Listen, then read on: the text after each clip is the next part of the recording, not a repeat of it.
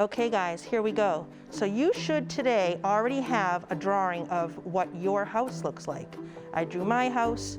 I talked about this starry night sky on the top, okay? But we didn't do that yet. This is what you should have. You should have some kind of a drawing of some kind of a house that looks like your house. So what we're going to be doing today is we're going to be adding that starry night sky. So we did talk about how Vincent Van Gogh was a post-impressionist artist. So something that was very notable when you look at that kind of art would be vibrant colors. Some artists at that time, which was about 130 years ago, believe it or not, some artists at that time believed that paintings should have natural colors. And the people that Vincent Van Gogh were painting with were thinking differently. And they believed that no, the colors should be very bright, vibrant and bright. So that's something that you would see in post-impressionist artwork. So we're going to be keeping that in mind when we add our sky to our picture. So hopefully you already have a picture of your house. And what we're going to be doing next is we're going to be adding some bright, vibrant colors in that style of Vincent Van Gogh. So I'm going to just keep this. I won't hide this away because we need to look at this starry night picture. I'm just going to cover the house part though. And what you're going to do is you're just going to pick a color. And something about color that you should know about the post-impressionist artists is that they would often use complementary colors in their pictures. So if you did the first project that we did, the color wheel, you're ready to go because you have a nice reference to look at, the color wheel. So complementary colors on the color wheel are across from each other. You might notice some colors that Van Gogh used and I also used in my picture. You see some complementary colors here? Remember that the colors that are complementary are opposite from each other on the color wheel. So take a look at my color wheel, or if you have your own, you can look at that. So hopefully you're seeing that complementary colors that are in this image, and I tried to make mine look like Vincent Van Gogh's Starry Night. Some blue and orange together, blue and orange, yellow and purple. We have yellow and purple, those are complementary colors, blue and orange. So I notice when I look at Van Gogh artwork, he often uses a combination of blues and oranges together and purples and yellows.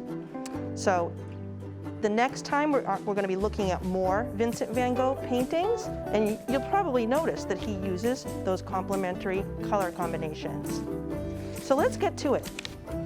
Take out your drawing with your house on it, and we're just going to start by adding some vibrant color. So grab a crayon. If you don't have a crayon, you can just make some swirly patterns with a pencil. So don't worry if you don't have these vibrant colors. You can still make a drawing that resembles a starry night.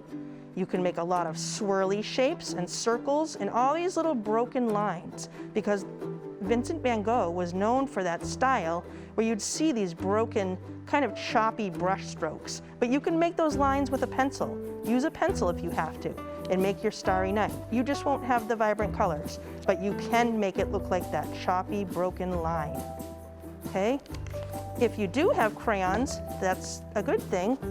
You're just gonna start adding those colors. So I like to make these kind of swirly lines here.